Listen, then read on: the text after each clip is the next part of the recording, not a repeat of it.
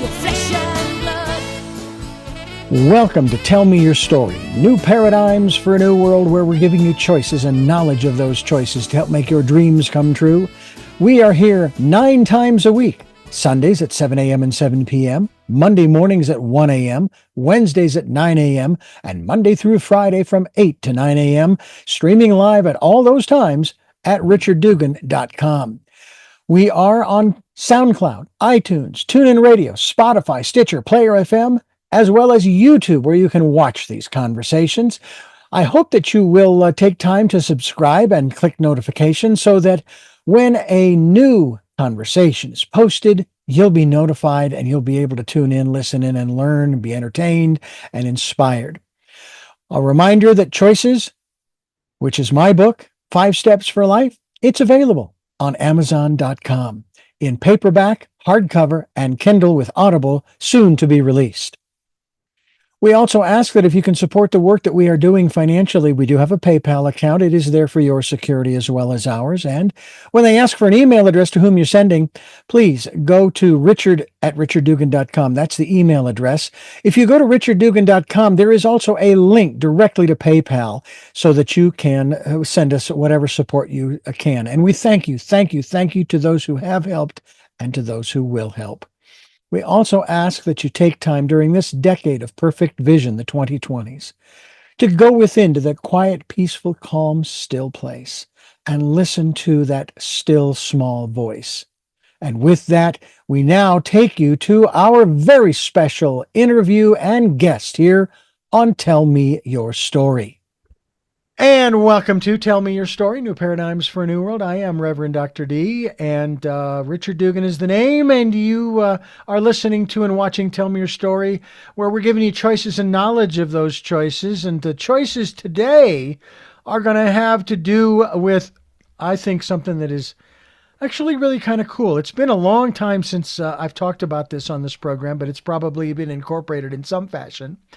We're going to talk about mindfulness, or mindset, if you will. The more mindset, break mental limits and step into extraordinary results. We're going to talk with the author, and her name is Diana Pagano. And Diana, thank you so much for joining us here on the program. I'm looking forward to making that mental shift. In previous programs, I've burned down some of my straw huts, willing to start over. So maybe that will do, burn them all down here on this program, and I'll just start all over again. Thanks for being with us. Thank you for having me. It's my pleasure. Now, does this, is there any connection with having to this whole mindset thing and mindfulness, or are those two different things that we're talking about here? Yes, I think you've heard mindset, mindfulness, you've heard all these things, positive thinking, but, I think mindfulness is more of, proactively being mindful of what you say, being mindful of, your peace. There's so many ways you can, slice that, right? Mm-hmm. But mindset is the mindset. It's already been set. So being mindful is ensuring you're bringing the right mindset to the table, right? Once you have a mindset of correct. Maybe you're bringing a mindset of courageousness, a mindset of, whatever it is that you want to bring in your life. That's where you bring intention to the game. But we all have mindsets, right? You might have a mindset of limiting belief. You might have a mindset of weakness, a mindset of, discouragement. It's already been set. It's just, how do you have the awareness so that you can allow it to work for you versus against you? Yeah. How did you connect with and be interested in this concept in terms of mindset? I mean, because we're changing our minds all the time. I remember telling my sister once, although this has more to do with the beliefs, which I do want to get into. I told her that my beliefs of yesterday are not my beliefs of today, are not my beliefs of tomorrow, because I'm still alive and breathing. I'm still having experiences, meeting people, reading books, having conversations, et cetera, et cetera. It's a real thing. I mean, every day you have a choice. Do I want to allow the same level of thinking that I had yesterday? And when I say yesterday, it could be last year. It could have been for the past decade. You've been living your life according to this belief that you have, because it's all, you said it right, Richard, like it's all on the belief that we've cultivated throughout our entire life. It could be when you were a kid. It could be when you were in college, and even still as an adult. we cultivate these beliefs and we believe it to be so. And right. And so whatever you believe is going to be the root of why you're taking the right action or why you're taking the wrong action or why you're not taking any action, which quite frankly is still taking action. You're still deciding, right? And it's all stemming from our core belief of how we see and view the world. And so the more mindset, when I wrote the more mindset, I wanted to start super foundational first, because that's how I learn, understanding how you and I were governed, regardless of who you believe in, the way that God created me, the way that God created you, and every single person listening right now is the same universal law, right? We have the biggest power that we hold, the biggest gift that no amount of money, millions or billions of dollars could ever replace. And that's the power of our mind and the power to choose. Do I want to sit here and worry about tomorrow and what tomorrow might bring? Or how am I going to pay for this? Or I don't have this, I don't have that. That people don't realize that that has a triple effect. That has consequences. Your thoughts have consequences. So either you're having an empowering thought that, hey, I know I'm nervous about tomorrow, or I'm nervous about this thing, or I don't know how I'm going to find the money for this. But you can choose to focus and double down on the right thoughts that actually, from a neuroscience perspective, has been proven to change how you feel. There's actual neurons in your brain that are creating new neural pathways because you're giving it a new direction. Because you're telling your mind and you're telling yourself that, hey, it may be difficult, but I'll figure it out. It may not be easy right now, but I know I'm going to get out of this. All of a sudden, your brain's like, antennas go up, and now it's looking for solutions, resources, things that mimic what you just told it, what the thought that you just had. Right. So it sounds so simplistic, right? Like, what do you mean? Just having good thoughts, my whole life changes. Yes, it's what you do consistently. It's like that muscle that you practice. It's not, no one goes to the gym and loses 10 pounds and goes eat burgers every day, right? It's a whole, you got to look at your entire habits of how you're showing up in your life. If you're having thoughts like tomorrow's going to be great, tomorrow's going to be great, tomorrow's going to be great, it doesn't just happen that way. What is it that follows the thoughts that you're having? What is the action that you're taking? Right? So it's a full thing. It might sound so simplistic, but it's actually not as simplistic. Otherwise, everybody would do it because life happens. There's distractions, there's obligations, there's responsibilities, there's work, there's this, there's that, all the things that you have on your plate, right? It could still be crazy, but you always will get to choose, Richard, how and what you entertain, what you entertain. So the news is telling you, I mean, I remember back in the COVID days, everybody was scared. Everybody was hiding in their basement. Everybody was so nervous. And I'm not going to tell you that I wasn't like, oh my gosh, what's happening?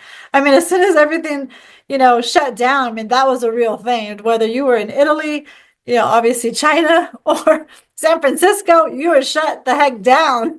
I'm like, how is this possible? I can't go get my hair done. Who would have thought in our lifetime? Like, what is this? So I'm not saying that it wasn't times of uncertainty, but whether it's that as an example, even though it happened 6 years ago, I even hate bringing it up.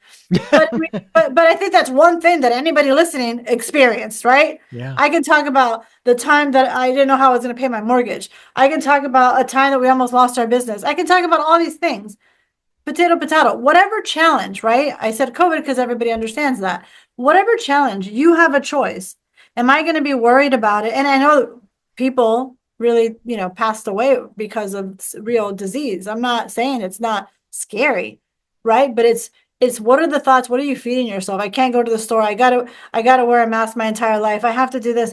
There's this narrative that they fed us on TV that you're going to die if you go outside of your door. I mean, I'm over exaggerating, but that's kind of the message for many people. They took it that way. Yeah. And then you see, oh my gosh, I still remember like it was yesterday. It was so awesome. You see this 104-year-old coming out of the hospital because she had COVID.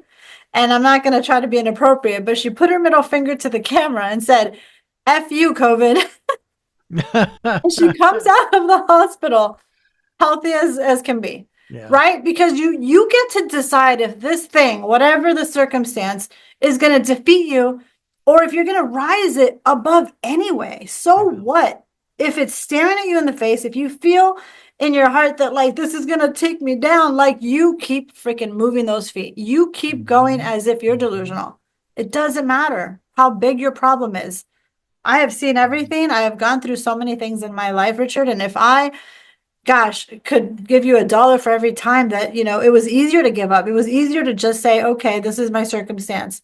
And I think that there's so much power in that oftentimes people can't fathom that and wrap their minds around it, that it's that simple. But I'm telling you because I lived it. I'm not telling you because I'm so into science-backed strategies, because I am. I could be a scientist, but I'm not. I don't hold a PhD, but I'm someone that lived it, and I'm someone that has coached hundreds and hundreds. I'm telling you, hundreds, probably in the thousands now. People change their life based on what they control, not the external, not the money, not the bank giving you the loans, not the health from other doctors telling you you're going to stay healthy. It's what you can control and what actually happens in your brain. This is facts. Okay, I believe in God. You don't have to believe in God. You just have to believe in science. I mean, I hope you believe in God, but that's a different story, right? Sure. This is real. Yeah. It's real stuff, and that's what I go over in the More Mindset. If you haven't noticed, I'm extremely passionate about anyone that is living their life less than what they want and desire. Yeah. That drives me like nobody's business. It pains me to see people living in mediocrity. I don't believe that God created any of us, regardless of your religion, regardless of your background, to live in mediocrity. And you have the power to start changing your life Yeah. more than you think.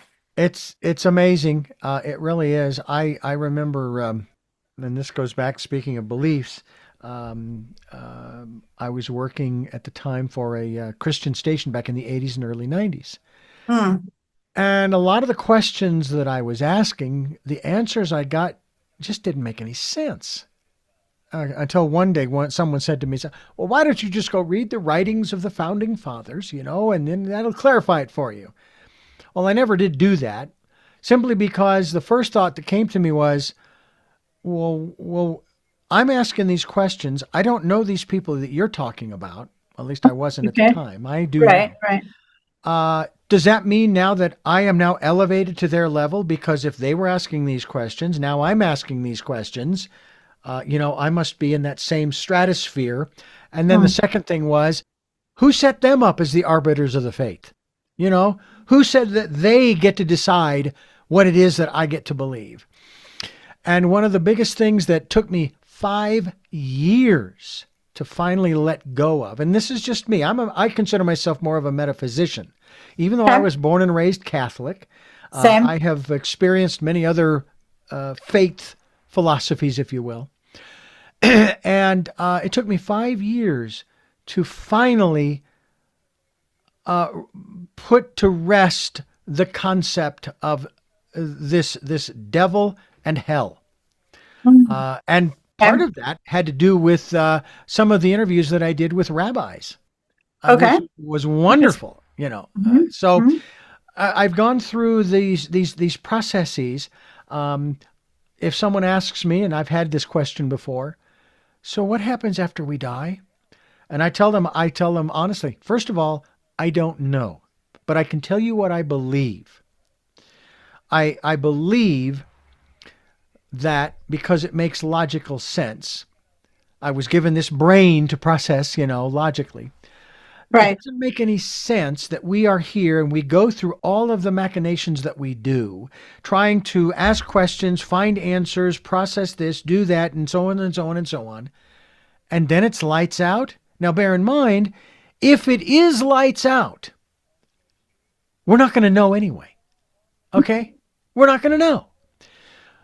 So You're getting deep, Richard. You're getting deep. Life after death. I mean, I choose to believe that there is something beyond this, that my father, my eldest sister, and some of the other friends and family that have gone on already, they're sort of, I don't know that they're necessarily waiting there. There's a scientist by the name of Dr. Newton who did case studies on LBL, or life between lives, and he would put people under hypnosis. And he would track and write down everything that they were experiencing. I even went through an LBL hypnosis session, and the therapist did not, he asked very open-ended questions. Not, do you see blue? Do you see green? It was, what color do you see, if you see any color at all? And this is in my mind's eye. So I thought that gave some level of validity to it. But that being aside, we don't seem to be doing that these days because there are a lot of people who will not accept, unless it supports their philosophy, they do not accept the science. For example, they claim that they found Noah's Ark up on Mount Ararat. Matter of fact, in Santa Barbara, there's a guy who stands on the street corner handing out free DVDs of this information, to which I respond to something like that. Well, then your belief it's not faith. You're not basing your belief system, your philosophy on faith, which is everything that supposedly the founder, if you will, and he didn't intend it to be the founder, but nonetheless, spoke about all the time. Blessed is he who has not seen and yet believes. That has nothing to do with evidence. It has nothing to do with science. It's, what do you believe? What's going on inside? And I'm curious about that from the standpoint of our intuition. That still small voice that's spoken about in particular in the Bible, but in other traditions as well. How does that play into this whole mindset process that we're talking about here? I feel that, I've been spiritual. I have my faith, right? But what I love about the more mindset is, regardless of your faith, I think this could speak to you in many ways. I believe there's so much scriptures in the Bible that I personally love. And quite frankly, Richard, you could see it in every religious Bible. Yeah. Every Bible. Ask and you shall receive, because your faith will be done to you. Even when you say believe without seeing. I don't know. I find that to be a very universal law. I think that's a very universal law. When you look at science, when you look at neuroscience and the way that we have a reticular activating system in the bottom and back of our brain, that's our brain. I mean, if you want to question the science behind that, then, you're not someone I can talk to, because that's just the reality. I don't know what to tell you. I would challenge you. I would challenge anybody that thinks this is complete bullshit. Pardon my friends. If this is complete BS, let me repeat that. If there's anything that somebody feels is BS, I would challenge them. Just try it. What do you have to lose? Exactly. What would happen if every single day you decided that you were going to believe more, that you were going to believe that it's on its way, that you would believe that it's actually already happening for you, that you would believe that every challenge is actually happening for you, not to you, that everything that is happening, you're being divinely guided. If you allowed yourself to just, step into the waters of that, I think you're going to surprise yourself. And I've seen people that were completely didn't believe in the teachings, didn't believe in mindset, didn't believe that we can control our thoughts. They just happen. They just happen. Yeah.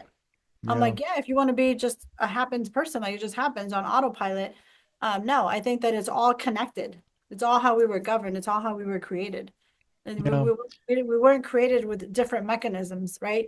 The way that your brain works, then you scratch your head because you felt an itch. How did you do that? There's signals in your brains. It's telling you that you have to put your shoes on your feet.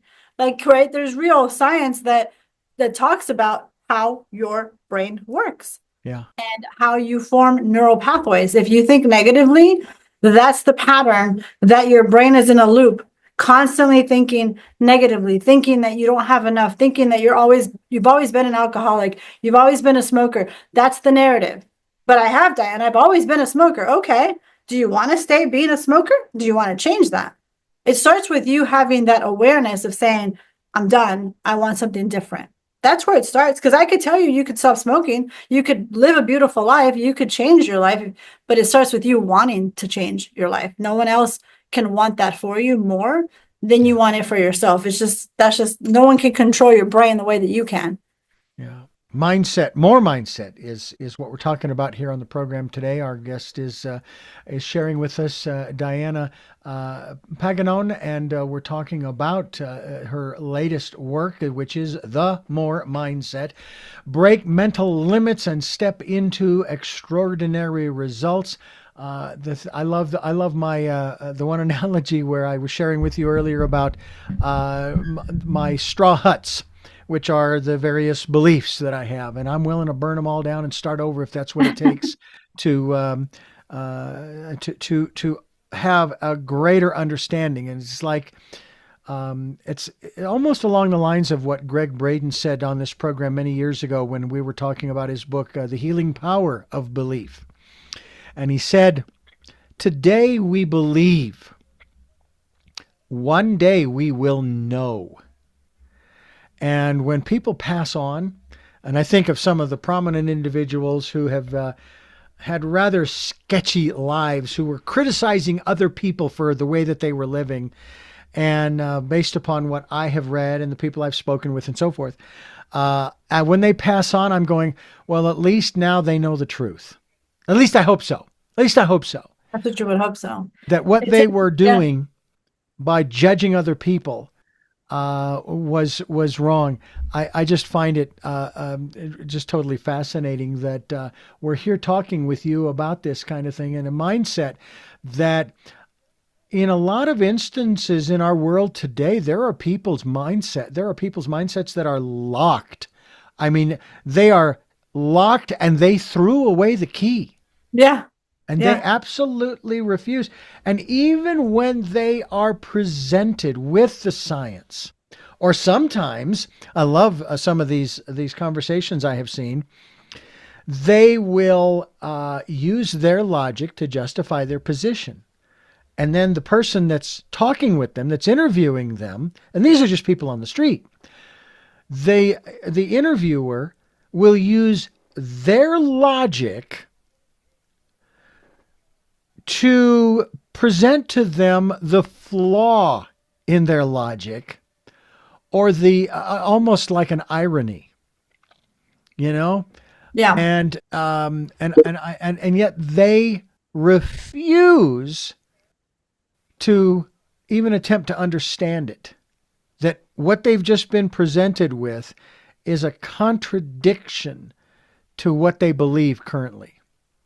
Well, when you're constantly, it's actually funny. I'm going to say something that I just thought, and I think it's um, super kid friendly level of imagination. Mm-hmm. When my kids are still little and they still believe in Santa, I have a lot of kids. I have a lot of kids under my belt, two in their 20s and two younger ones, but they still believe in Santa. But they're Mm-hmm. old enough to where some kids in their class don't believe in Santa. And they would tell me, Mommy, so and so doesn't believe in Santa. I said, because they don't receive from Santa. That's why they stop believing, because they're not getting anything from Santa.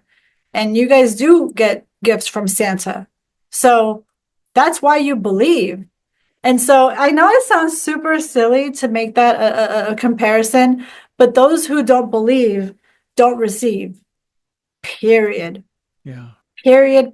It's just a reality. You get what you believe to be so. You talk about law of attraction. Mm-hmm. There's also things to be said about how you attract things in your life that might be a little too woo-woo for some people. This isn't woo-woo, right? Even in religion, in Bibles, it talks about law of attraction in so many different words, but it does say that.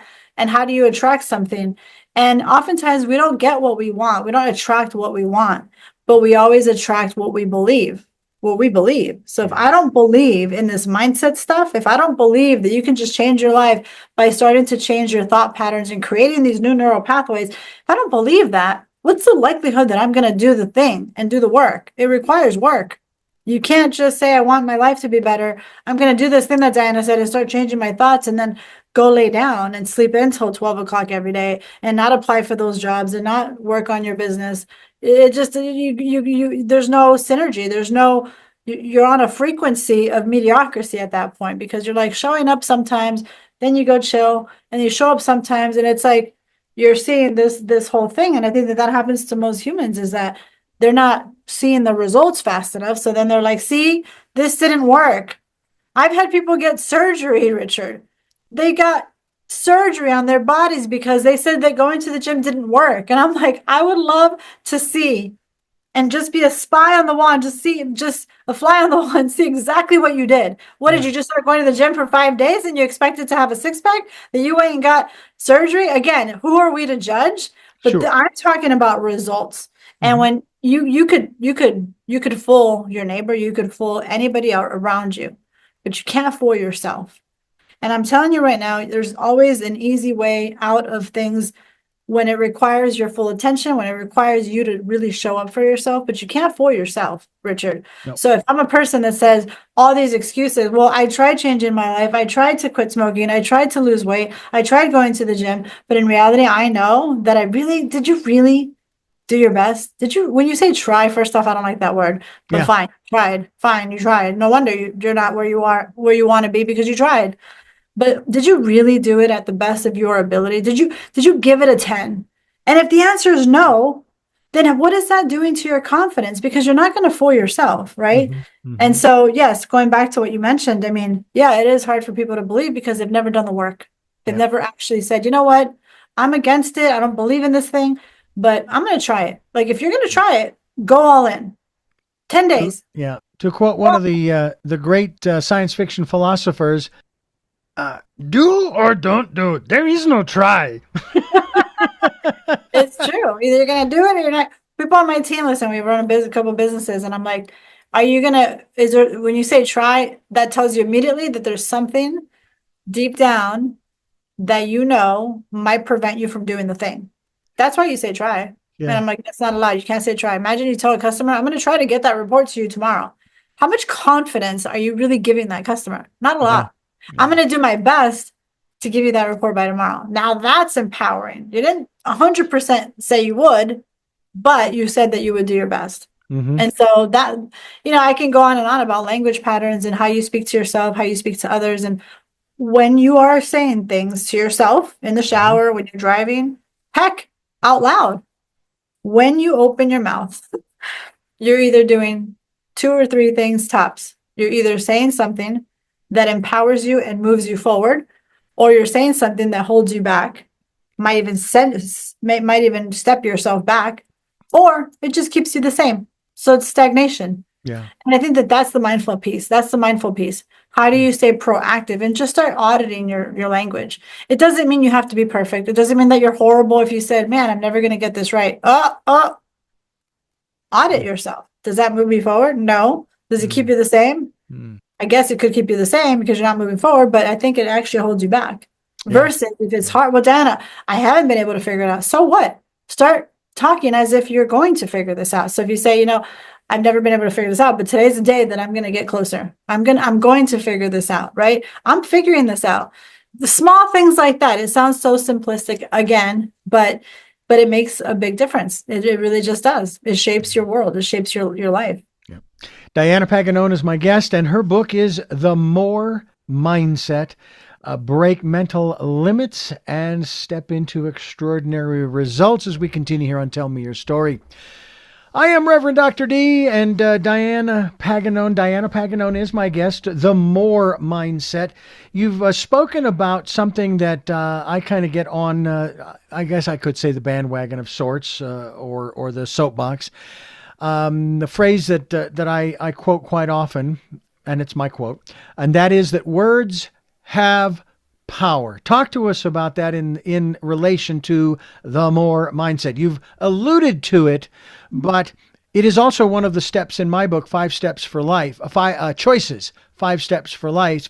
Match your words to your choice. Talk to us about that. Yes, I mean, it's all in the conversations that you have. I say it all the time. We're always talking to ourselves. If anyone says, I don't talk to myself, well, they're happening in your head. Should I do this thing? Should I do that? What if they say no? What if I can't, what if today I can't book the flight because it's still a lot of money? It doesn't matter. Any part of your life, you're always talking. You're saying things to yourself. And I would start auditing, like I said before, just pay attention. Does it move me forward or does it hold me back? Just those 2 things. Does it move me forward or does it hold you back? Does it move your customers forward or does it hold them back? So if you tell your customer, I can't do Tuesday, okay, is that moving things forward? No. But you can say, right? So there's, I mean, gosh, I have a workshop on language patterns I haven't done in a while, but I'll probably bring it back.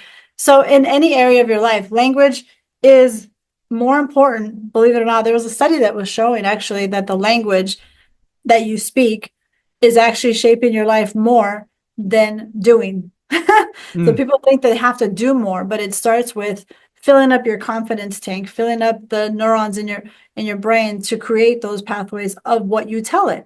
Imagine you're driving a car and you don't have a destination. It doesn't know where it's going. The same thing with your brain. It needs a target. Your job is to plant seeds for your brain of what you want it to notice because of the RAS system, reticular activating system, that pays attention. And by the language, it's almost like you're setting it. Imagine a computer, you're programming it, you're saying, every time I open my email, I want you to send me a notification and tell me all the things that I have going on today, all the people that I need to follow up with. You're telling your brain that by what you say to yourself, right? And so it's no different. It's no different. It's the language that you're speaking and being aware of what language are you using. So today's going to be a great day. Today is going to be, I'm going to have more energy today because yesterday maybe you didn't feel the right energy. So now you know every day. You don't have to say 500 things and overwhelm yourself. Today's going to be, I'm going to have more energy than I did yesterday. Today I'm going to be so productive. I'm going to get the 7 things out of my 10 of my list done. I know you might say, God, that's such surface level. No, it's not. It's not, because it brings results. You're going to start noticing results. And when I don't do that, and I'm like, son of a gun, I didn't get half of what I needed to get done. Maybe I didn't set that intention. And I'm not saying that every time you set the intention and you speak it to yourself and you say the things that 100% is going to happen. But the more you cultivate the habit of starting to ensure that you're speaking language that moves you forward, that's it. If I'm not feeling well, let's just say I woke up feeling sick or something, I'll say, I always start with gratitude. Gratitude changes your life. And you Mhm. tell yourself that today, I'm going to feel better or I'm going to get healthier. My kids aren't allowed to tell me that they're not feeling well. They know that if they're not feeling well, they say, Mommy, I need to feel better. My ears hurt. My head hurts, whatever it is. It's just a new way of thinking, a new way of Mm. living life. It doesn't mean you're delusional. It doesn't mean that things aren't real. I'm not saying you can't say what really you feel. You can be mad. You can yell. You can curse. You can say, I hate this. But then you have to move on, right? Because Mhm. if you stay there, right, then you start to attracts like, right? Even if you're miserable, you could feel miserable. Misery loves company. You're Yeah. gonna attract people, things that are mimicking that energy. So it is important to be human. And I hate these motivational speakers, and I don't want to ever be seen like one that is perfect because I put it all out there. And I write about that in my book. Like, yell, scream, cry. If you feel like saying gosh, whatever, Fuck, I'm not gonna judge you. Freaking get it off your chest. But then you gotta move on. You can't stay there, right? I'm not trying to say that every single word. If I say what the heck is going on and I start rambling for 10 seconds, does that move me forward? No, but you got it off your chest. Now get up and now make a new choice. I think that that's what's so human about this. It's not like you have to watch every word and now you're doomed if you said something bad. No, you're not doomed. You're doomed if you don't change that. And that's the highest achievers. They hit a snag, they get pissed off, but they get back up and they say, this doesn't serve me. This energy that I just did for 30 seconds or a minute, I can't. Now, if you're there for 10, 20, 30, an hour, 2 hours, and you're still PO'd and whatever, then, you're actually doing yourself a very, injustice by doing that because you're not affecting the other person that wronged you. You're actually affecting yourself even more. Yeah. So, in a It's one of nutshell. those aspects that I think a lot of people don't realize. And again, this is not, I'm not saying this. I actually preface a lot of this by saying I'm not trying to be political here. Okay. I am observing that certain individuals in high places who are spewing out, that's the word I'm coming up with, spewing out this negativity. You can call it whatever else you want. Uh, no human being can continue to do that for an extended period of time without it having adverse effects on their Big time. physical, mental, and emotional well-being. Do you True. agree with that? I do. I do. In fact, people think that when you lash out at somebody and, my mom always told me when you're pointing the finger, you have 3 pointing back at you. Yeah. And it's true. And we all judge. I don't care who you are. All of us are assuming things and sometimes we're right. Sometimes we're wrong. It could be you're at a stoplight and you assume the guy in front of you saw the green light is going to go before you actually came to a complete stop and you assume he's going to go, but you assumed wrong. He was on his phone. and then you hit them. So I'm saying the most silliest thing because we all do that. And I think that judgment's a real thing. And when people are judging, it's almost like they see something in that other person that they wish they could do themselves. So many people are making things happen, putting themselves out there on social media, even me, when I was putting myself out there on what I feel passionate about, on something that I feel called to do. And there's judgment. There's those people on the sidelines that, will never get the guts and the courage to actually pursue something that lights their heart on fire. So they have to knock others down, right? You've seen it all in so many different, whether it's politics, envious is a real thing. And when you talk about robbing from yourself, that is it right there. When you compare yourself to other people, try to knock other people, it's robbing from your own tank, honestly, from your own joy. Yeah. And that's sad. And when I used to get mad, Richard, I used to get mad and be like, who the hell do they think they are? And I used to get so angry and I would lash out and sometimes it's a struggle.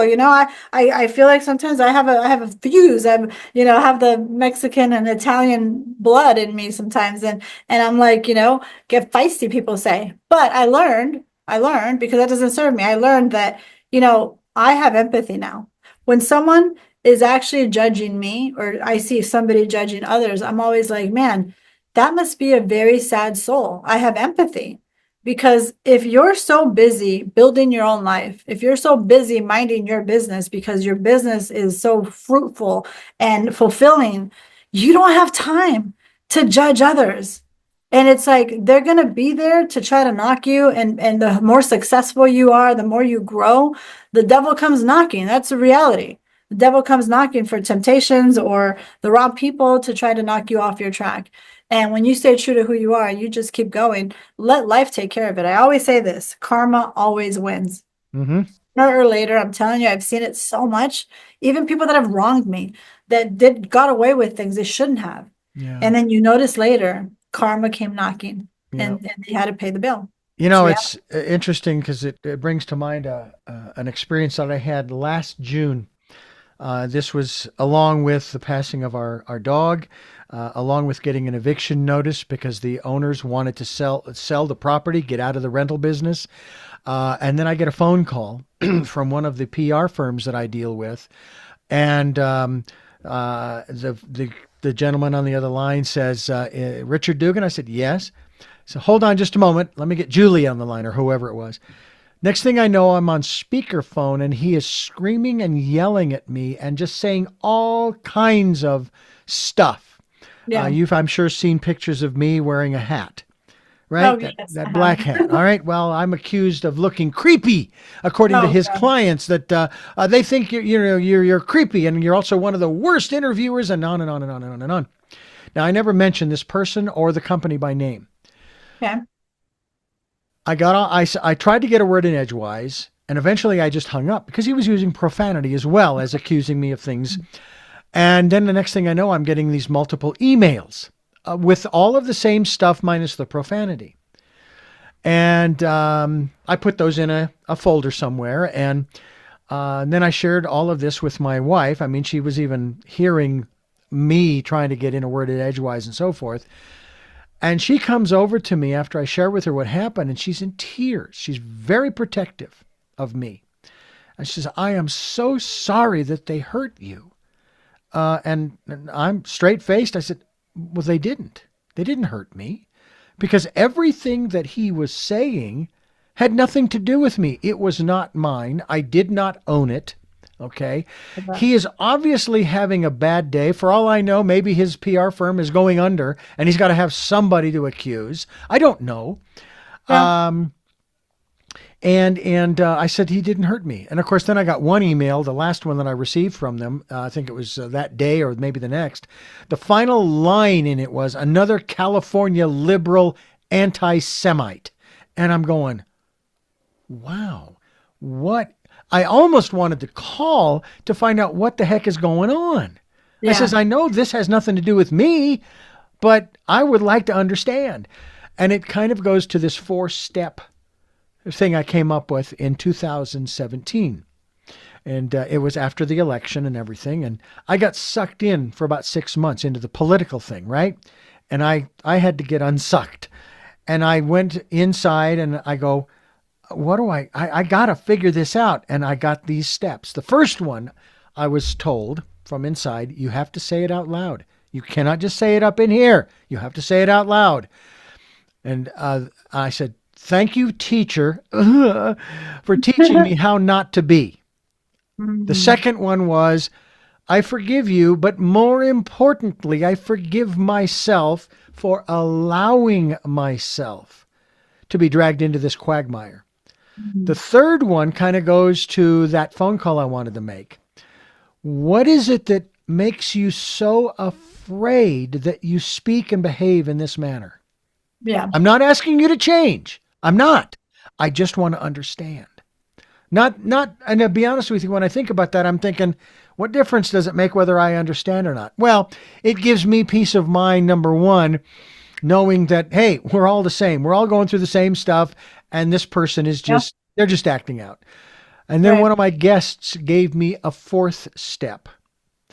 And it wasn't as hard as the first one, but it was basically, I love you. You have every right to be here and play your part in this Shakespearean play that we're playing. Okay. Now, I don't have to like what you're doing, but I have to respect the fact that you're here, you're doing what you're doing. I'm doing what I'm doing. And now that I understand better, I'm moving on with my life and you're not a part of it. And it's a process that I've gotten to, it's gotten easier as I do it more and more, but fortunately I don't have to do it that often because, someone said in one of these little videos that, you know how you read in the Bible where it says, Jesus is quoted as saying, love your enemies and pray for those who persecute you. And this little video where they were expounding on this said, if you don't have any enemies, now this is your perception. If you don't have any enemies, you don't have to love your enemies because you don't have any. If you don't have anybody that's persecuting you, you don't have to pray for those who are persecuting you because there aren't any. And when I was working for that Christian station, what I saw quite often was a lot of these people of faith who were claiming that they were being persecuted. And I will tell you that the only analogy that I could come up with was, you claim you're being persecuted. You are like the person. Now, I lived in Santa Barbara, and there was a train that runs right along the 101. You are like the person who steps onto the tracks and claims that you're being persecuted because a train is coming, and you choose to stay on the tracks. Why don't you just get off the tracks? When we had our last presidential election, there were those who voted for the winner, and they said, oh, now I can say what I want and speak my mind. And I responded to that by saying, who told you over the last 4 years that you couldn't? Who told you that you couldn't say Merry Christmas? Who said that to you? I was like, where do people get these ideas that they're the victim? And that's kind of where I wanted to go with this, because it seems as though that is a huge, huge element in our society today, that it was somebody else. Their mindset is such that it was somebody else that did this to me or us. Like when I hear comments in regards to our nation, I'm going, no. They did nothing to us. We did this to ourselves. If you want to, if you want to say there's something wrong. Now, this is a beautiful place, not only this country, but this planet. It's gorgeous. And there's always room for improvement.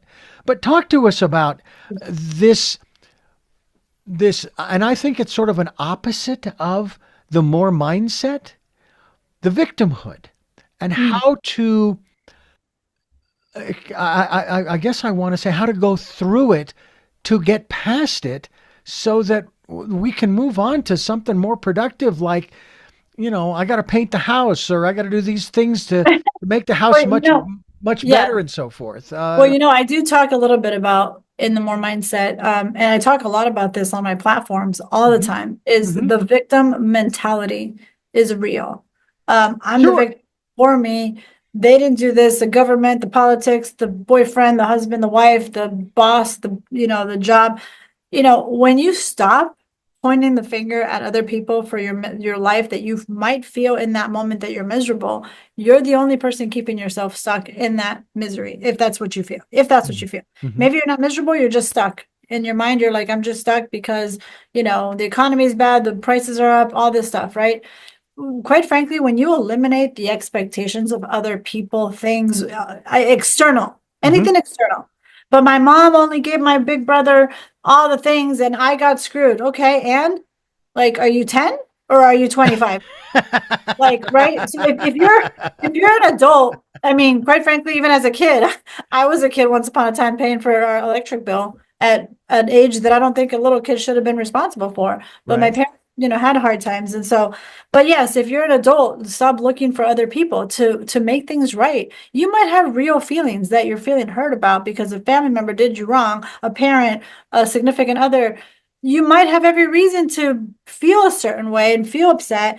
Those are real things, but you're choosing to not move on. You're choosing to not forgive somebody that may not deserve it. The forgiving, I know this sounds such a cliche, we've heard it so many times, but when you forgive others, your boss, your coworker, your anybody, business partners, the bank, I don't know, when you forgive others, it's not for them. It's not for them. It's for you. Mhm. And people are like, I've been asked so many times, how did you forgive so and so after what they did to you? And I'm like, because it makes me feel good. My heart's not bitter and angry. When you're angry, first off, it affects your body, it affects your breathing, it affects your mental health more than you in your mind sending somebody hate or why me or being in that victim mindset doesn't serve you at all, at all, at all. And so when people stop expecting things or whatever from other people is when you're going to be free. You're going to unleash the chains and you're going to step into a whole different version of you. Because even from a science perspective, the pathways in your brain is always on the victim mindset. They're not doing this, they're taking this away from me, they, or he, she, whatever the heck you're saying in your mind. Mhm. Mhm. It's always somebody else's problem. It's never your problem. You're not the problem, it's other Yeah. people. Right. And so we Mhm. get stuck into this vicious cycle. And even if they are the problem in your life, who's choosing to keep them around? Who's choosing to still entertain these things? Right. So I'm kind of being vague because I have to know specifically. Sure. But I think that when you release the expectation of other people and stop blaming other people for what you do or don't do, then it's like releasing shackles.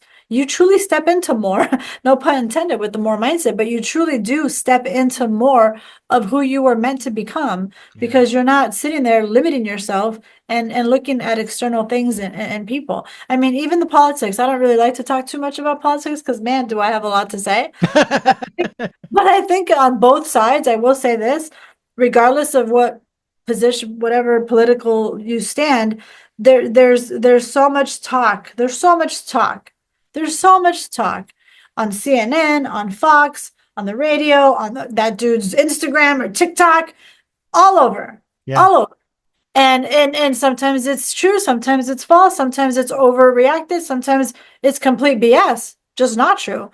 But what we tune in on, whatever channel you're going to tune in on, that's who's congratulations, you just gave the keys to your brain and now they're brainwashing you on their way of thinking. Yeah. Even if they're right or wrong, doesn't matter. That's what you're giving. And Yeah. so for me, even I'm in my 40s now, but even in my 20s, I would listen to both. Honestly, CNN, Fox, NBC, it didn't matter. I didn't discriminate. And I got versions, and I'm the kind of person that I like to hear from the horse's mouth. I don't like to believe what a reporter says. That's just me. That's just Yeah. me. But, even then, it's so skewed. It really doesn't matter who's in the president's seats. Those shoes are big shoes to fill, and it never comes without criticism, ever, ever, you Yeah. know? But I do believe that, our freedom is a big deal. It's part, it's the freedom of speech and all that. When Mhm. people think that, oh, now I can express myself. The reality is you could have expressed yourself before too. That's And I right. agree with that. I agree with that. But when you're hearing so many people, oh, you because I've heard it. as a business owner, I've heard it. You can't say Merry Christmas. They could be Jewish. They could be this. And I'm like, okay, that's cool. Happy Hanukkah. Like if they said Happy Hanukkah, I'd be like, Happy Hanukkah to you too. I'm not Mm-hmm. Jewish. Like I personally don't care about fitting in a box politically. I'm just not. Mm-hmm. Right? No. There's the right way and a wrong way. I put a Christmas tree in our lobby in our office. If Mm-hmm. somebody doesn't like it, they could stay home. I don't care. That's my belief. That's what I want to be about. And I put a Christmas tree. Yeah. But at the end of the day, you got to live your life. You Yeah. got to live your life. If you want to wear a Santa hat, by all means, wear a Santa hat. If you want to wear a bird on your head, wear a bird on your head. Like whatever, right? Yeah. I Yeah. mean, who are you hurting? As long as you're not being disrespectful and going into a Jewish church with, I don't know, something inappropriate. Yeah. I think that's where it's wrong. That's where it's wrong when you're actually hurting other people and being disruptive. Yeah. Even in our schools, I heard that they're not going to do the Pledge of Allegiance or the dollar bills in God we trust. I mean, those are just my beliefs, right? Yeah. But it's okay. Not everybody has to agree all the time, and I'm That okay is with true. That is absolutely true. We're talking with Diana Pagano, and we're talking about her book, The More Mindset, and we're talking about it here on Tell Me Your Story. I'm Reverend Dr. D. She is Diana Pagano, and we're talking about this work that she's doing. How can we as individuals become unstoppable? How do we become unstoppable? By managing your mind, by managing what you choose to entertain, period. If you're, imagine watching a scary movie. I like scary thrillers, suspenseful movies sometimes, and Hmm. comedy and all this other stuff. But if you're watching a movie, a channel that's scary, you're going to feel anxious. You might have heart might be palpitating. If you're watching a funny movie, you're going to be laughing. You're going to feel, lighter. So I always, how to become unstoppable is by paying attention to what you're entertaining. What channel are you tuned in on? Are you around negative Nancy's? Because you'll become one. And I'm telling you, becoming unstoppable starts with you. It starts with what you entertain. What is the thoughts that are they building you up or tearing you down? Like I mentioned earlier, always look at that. Don't worry about being perfect. Don't worry if you said something that doesn't move you forward. What matters is awareness. And your environment is going to dictate the results. You hang around a bunch of people that are doing nothing with their life, and there's 5 of them, you'll become the 6th person that's doing nothing with their life. If you hang around 5 people that are motivated, that are, even if they don't have it all figured out, but they're pursuing something of purpose, you'll become the 6th person pursuing something of purpose. That's reality. Mm. Well, that's kind of the goal. We're trying to get people to connect with their life's purpose, for one, and then to get rid of all of the excess baggage, if you will, which is what you're talking about too, as far as the mindset, the more mindset, so that they can achieve the things that either A, depending upon your perspective, they want to, or B, that they believe they were put here to accomplish. Yes. And that is a big part of what this program and what we're doing here, what we've been doing since specifically with Tell Me Your Story, 2007 September, but that I've sort of been about most all of my life. I still, I still remember the review my mother gave of my book Choices. First of all, congratulating me. Second of all, saying it doesn't matter if you make a whole bunch of money with this. At least you published your book. Gave me, Yes. that. And then the third one was she said, and I learned things about you I always wanted to know. And I Aw, thought that was cool. cool. So It's cool. are there things in your book, The More Mindset, that people are going to read where they're going to get to know Diana Pagano better? So if somebody knows me, I think, what I share is very vulnerable. Actually somebody in my family said, wow, you put it all out there. Is that a good thing? Like, where does that come from? Yeah, exactly. I learned to just take the feedback because, and I'm like, yeah, if you think that, wait till my second book. But I didn't really hold back, but I did hold, obviously it wasn't all about myself. It wasn't a memoir.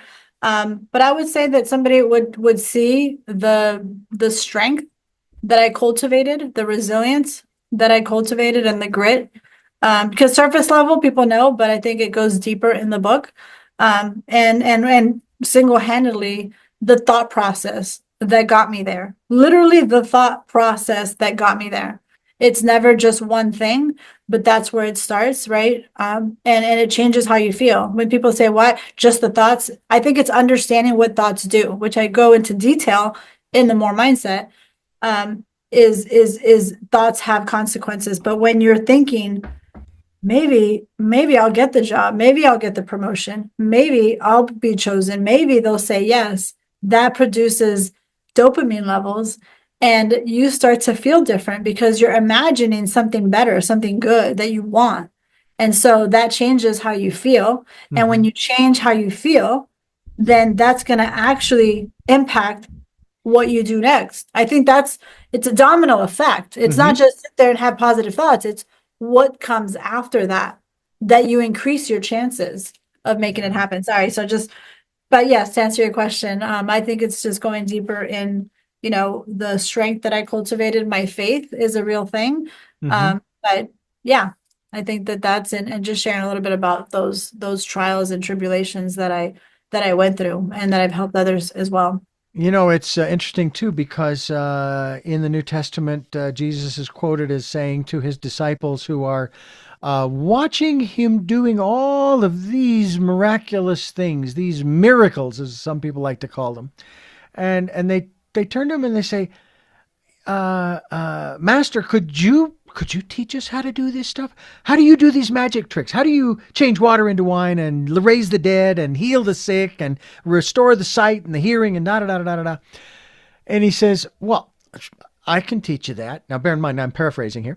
Yeah. I can teach you these things, but here's the deal. This is nothing. You guys are going to do greater works than any of this stuff. And I, no longer paraphrasing here, this is me, I believe the greater works are what you are doing, and that is you are helping people, teaching them how to transform their lives. I think that's what the greater works is. Thank you so much. I appreciate that. I'm the one that comes in that gets you to execute. Because you could have, no, I'm serious, you could have a roadmap and the strategy and the biggest guru to do whatever. It's in the execution though. You can Hmm. have all the right roadmaps. That doesn't mean that guarantees you results. So Yeah, you've got to put feet to it, if you will, as some people say. absolutely. And there's a driver that dictates how Yeah, and when you to yeah, take the action that you do. yeah, yeah. There's what was the phrase I was just thinking of? You have to walk the talk, and again, I say this humbly, but a friend of mine who I've known for nearly 20 years. I've worked with him, and we've had lunches, and we've talked about all kinds of cool stuff.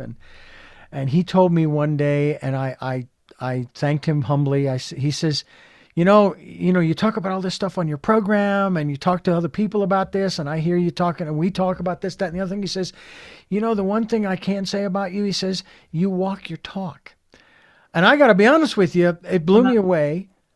And I started to run the film of my life going, do I really? Really? I appreciated the kind words. It was just Well, like when someone said to me when I was 21, Richard, you're wise beyond your years. I was 21. I'm now 66. I hope I'm still wise beyond my oh my years. gosh, you look great for your age. Well, Well, let me thank you. tell you, Richard, you need to own that. You Yeah. need to own it. When someone says you walk the talk, you're like, you're damn right I do. You betcha. Seriously. We are so wired. There it goes again with the brain. We are so wired to look for what can go wrong sometimes. And not saying that you did that, but to receive the feedback and Hmm. really own it is a big part of like doing right for yourself and loving Mm, yourself, and there's nothing wrong. That's not arrogance. That's alignment. yeah. That's alignment at its absolute finest. That's Yeah. alignment because you're like, yes, I sure do. Thank you for that. Yeah. Like, I don't think I could ever stop getting feedback that just confirms I'm doing what I was meant to do. And Yeah. it feels good when you receive it. Yeah. So I don't come from like a boasting, arrogant kind of Exactly. attitude, but you just have to own it and know it in your heart. Like, yeah, I do. Thank you. You said something interesting. You used the word arrogance. And I was working at the transmitter side of this religious station, and I was working with this young gal. I consider her a young gal. She's probably closer to my age. Anyway, and we were chatting away, and I made the comment to her about, her Mexican heritage. And she turned to me and she's going, I am not Mexican. I am Spanish. Spanish. Oh, There's a difference. Okay. So there's, anyway, so we had this group of gentlemen who would come into the radio station, and from midnight to like 2 or 4 in the morning, they would do a Mexican music program or Spanish, what have you. yeah, And when they would come in during the day to record, they came in with what I perceived as arrogance. And I was talking to her about this. I said, my God, these guys really think highly of themselves. These guys are really arrogant. And she said, no, that is not arrogance. They came and they would come. The transmitter site was out in the middle of a dirt field, okay? And they would come in suits and ties. And she says, that's not arrogance. That's confidence. All true. right. I like that. And what I have, and now I have maybe 1 or 2 shirts that I could wear with a tie. All the rest are plaids or they're flannel or what have you. I think I have a sport jacket that I could wear with that and so forth. But what I'm going to tell you is that when I moved to Santa Barbara and I started working for the station I'm with now, I've been with them for nearly 20 years. I started coming into the station dressed in slacks, a dress shirt, and a coat. Now I even bought, if you're ready for this, you've seen pictures of Samuel Clemens, right? Mark Twain, all Yes. dressed in white. Yes. Well, mine was an off-white. It was more of a Okay. vanilla suit. Oh, All right. okay. And I would come into the station on some days. That's how I was dressed. Other days, I would wear a dark sport coat and a dress shirt and slacks. Eventually, it shifted over. I always dressed nice. I never came in shorts and a t-shirt or tank top. But there was something about the way that I presented myself that made me feel different. So Hmm. I want to ask you about that in terms of all of this and this more mindset in terms of the self presentation. And again, we've talked about the words, okay? But in terms of maybe an appropriate outer perception or awareness, if you will, that you've heard the phrase that the clothes make the man or the woman. Yes. Yes. Okay. Yes. I'm a big believer of that. I love that you mentioned this. This is so up my alley right now. So I was in one of our businesses. Uh it turns out that they were doing casual days, Monday through Friday, where it used to be casual Fridays. And I was not having it. I'm like, okay, who did this? Who approved this? And actually results went down. Results went down. So I'm a big believer of dressing up for the occasion. If you want to feel $1 million, you got to dress like you are, Hmm. period. And it's not about money. It's about yourself and your confidence. And actually, when you talk about money and results, because most people need results, need money to pay the bills. You Hmm. need money to go on vacations and share experiences with your family to travel. But you can also do that in the backyard. I'm not trying to say that you need money to have experiences with your family. I'm just saying to travel. But regardless, you want money, you want revenue, you need results. So it's been studies, actually research has shown that when you dress up, and you look more presentable, you actually get better results. They did a whole study on that. And I truly believe that. I'm actually bringing that back to the office because that's how you should be. And anyone that has a meeting with a client, even on Zoom, I'm like, you can't wear a t-shirt. You can't, even if it's casual Friday, make sure you have a collared shirt in your car that you can change because you know you have a meeting. And so I truly believe that. I mean, obviously there's a time to be casual and whatever. I've joined many podcasts that people are casual and that's fine. I'm not saying it's for everyone, but I do believe that it changes. It changes how you feel about yourself. I mean, I've been like that since since I was a kid, a teenager. And even now, I could go nowhere. I get up and I get ready and I do it for me. I do it for Mm. me. I like that. So Yeah. And it used to be years ago, and I haven't flown that much, but when I did fly on a plane and for wherever I was going, or you'd see news stories and so forth, and they would have shots of inside the airplane, the jetliner. People were dressed, men in particular, were dressed at the very least in a nice dress shirt and tie, or they were wearing a suit. And when I was at the radio station in Santa Barbara, and I'm, dressed real, fairly nicely. I don't know. I think I might have worn a tie for a while. But I would see men come in to do business with the general manager. Now, okay, it was Santa Barbara. It wasn't exactly Friday, so it wasn't casual Friday, but they would come in, I'm just throwing names out here. Let's say a Tommy Bahama shirt, a pair of shorts, and flip-flops. And I'm going, did you just, I would never confront anybody on this, but it was an observation of mine. It's like, did you just come in from the beach and you didn't have time to change into something a little nicer?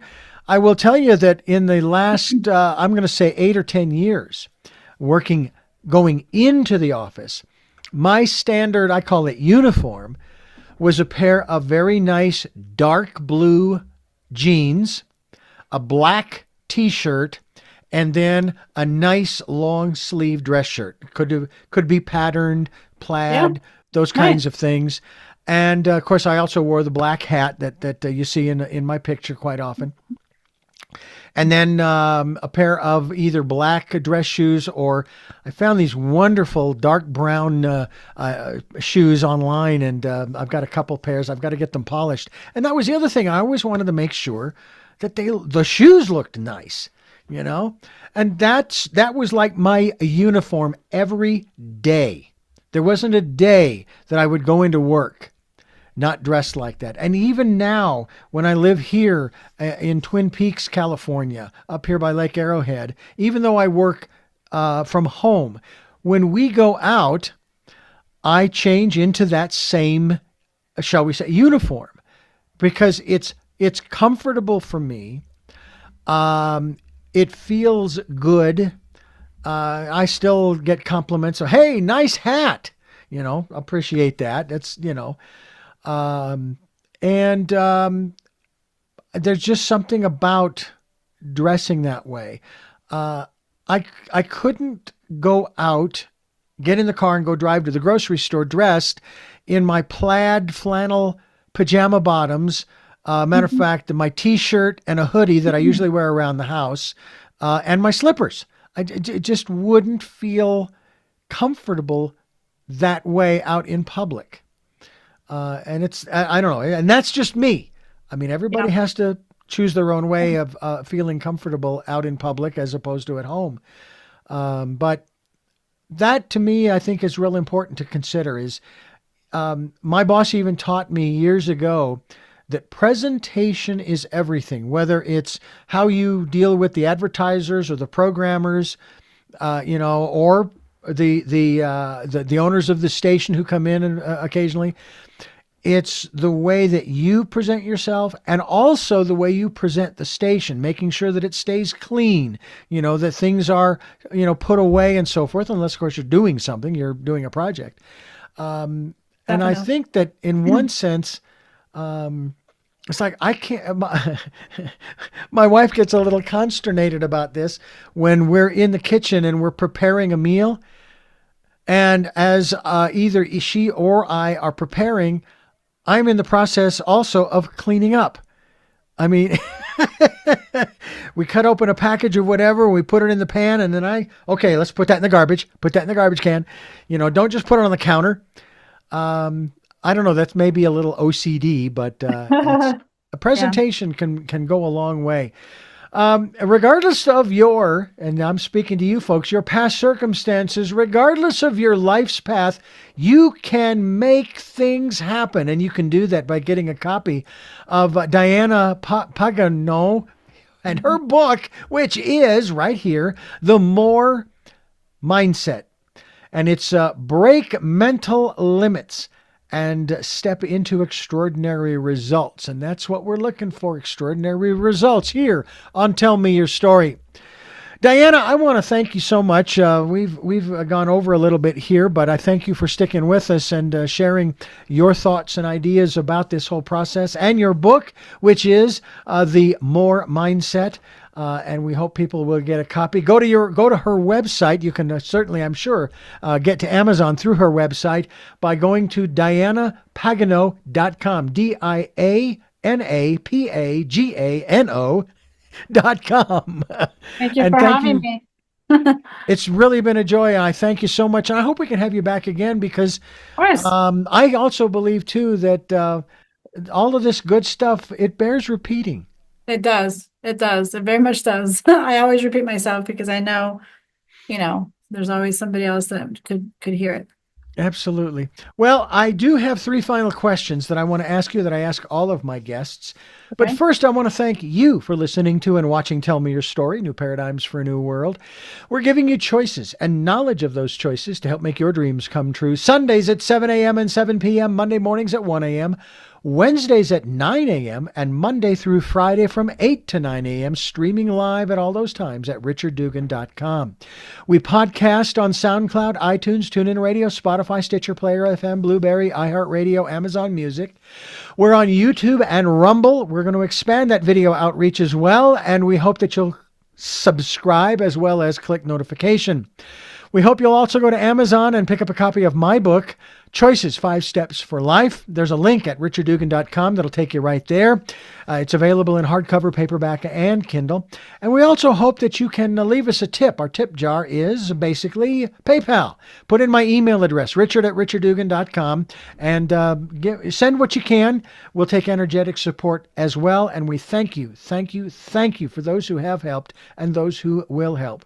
We also hope that you'll take some time during this decade of perfect vision, the 2020s, to spend some time going within and listening to that still small voice. Follow the promptings as well. With all that being said, we now move to our final three questions for our very special guest. And the first of those questions is, who is Diana Pagano? Diana Pagano. I am a international keynote speaker. I have a podcast name called Make Things Happen Podcast by Diana Pagano. And I'm an author, obviously, of The More Mindset. I do action-driven mindset coach. So I help people really transform their life with a one-on-one and even a group coaching that I do as well. Business leader, mom of 4, and a wife. It's a good-sized family. What gets you up in the morning? My purpose. My purpose and God. And finally, what was your best day? What was my best day in the past? What was your best day? Yes.